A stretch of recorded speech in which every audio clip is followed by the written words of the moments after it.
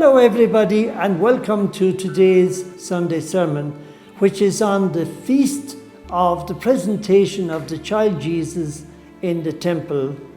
What was it like in that country to be living?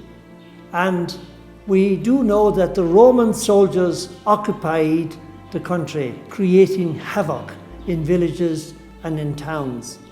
There was also a very cruel king called King Herod.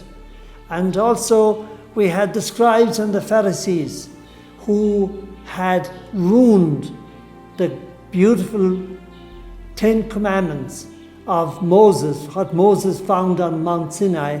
They had expanded on the commandments and made it impossible for the people. So the people were oppressed.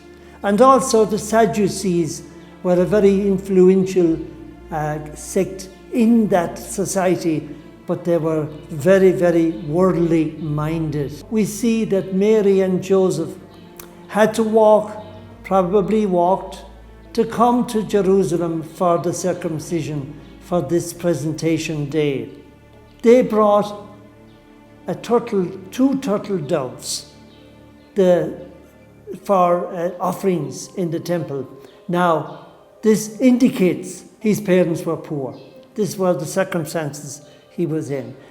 The people were living in darkness and despair. But as always is the case, God looks after his plan for the world and for us all. And he had two beautiful people in Jerusalem with the names Simeon and Anna. And these two people were very close to the Lord. And on the day of the presentation, as we read today in the Gospel, Simeon was inspired to come to the temple just at that time that Mary and Joseph brought little Jesus to the temple. There is also Anna. Anna was practically living in the temple. She was an elderly lady, always in the temple praying. And she was another very important person in this story. Simeon believed that the promise made to him by the Lord, that he would not see death before he saw the Messiah. He believed that Jesus was God, a baby. And he was convinced. And he said, "Now you can let your servant go, because I have seen the Messiah." I'm paraphrasing what he said. But he also prophesied that this child would be the cause of the fall and rising of many in Israel. He also said to Mary, "Your little heart will be broken with the sorrow that you will experience. A sword will pierce your own soul too."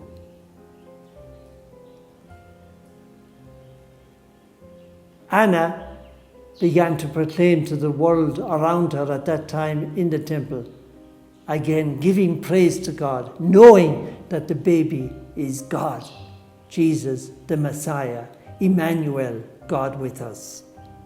So this was the world that Jesus came into, and the setting for this great event today in the temple, the presentation of child Jesus in the temple.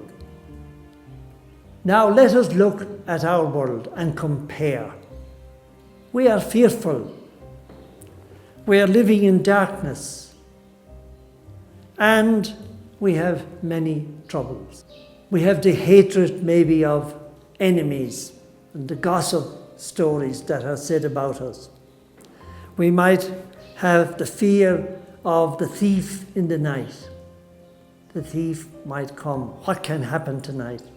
Also, we have the bully in school or at the workplace, These are real sufferings. The unjust person in a public position, lording it over us all. We don't know what's going to happen the next minute. We don't know what's going to happen tomorrow. Anything can happen. We don't know the future.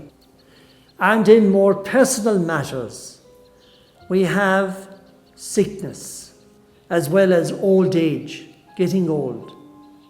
These are our challenges of our time, and they were there at the time of Jesus as well. So it's a similar world, really.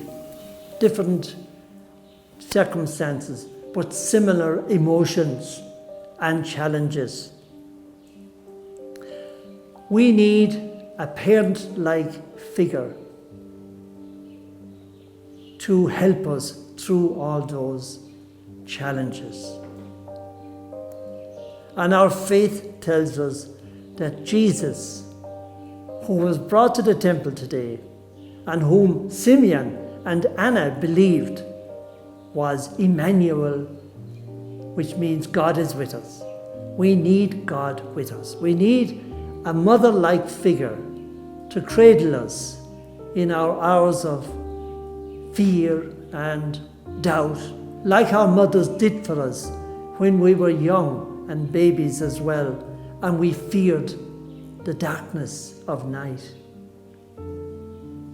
Jesus is that person.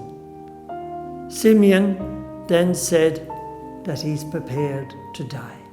Are we prepared to die? Knowing that Jesus is with us, we have nothing to fear. So the presentation feast today is telling us, live without fear. Imagine Jesus is our mother, caressing us and comforting us. The presentation teaches us to pray like Anna and Simeon, to trust in the Lord like Mary and Joseph. They just trusted and had great confidence in a God that will never, never abandon us. Please remember that there's no greater calamity than to face life's death, life's sunset years, our old age, or even when we die young even, and we don't have Christ and his salvation. The saddest thing on this earth. It should be for us all.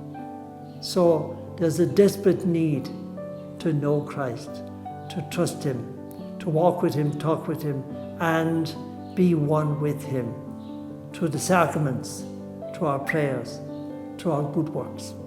May God bless you. Have a beautiful Sunday and a wonderful grace-filled week ahead.